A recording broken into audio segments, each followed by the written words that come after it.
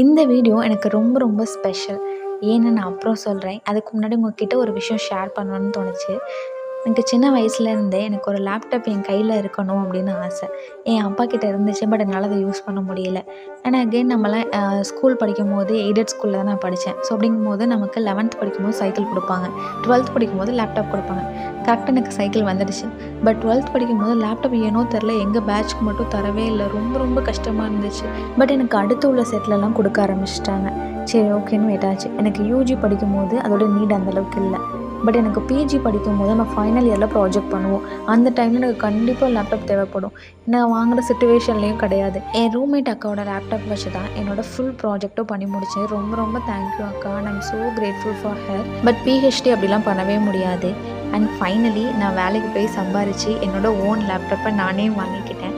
இதுக்காக தான் என்னவோ தெரியல அந்த லேப்டாப்லாம் என் கையில் கிடைக்கல போல்.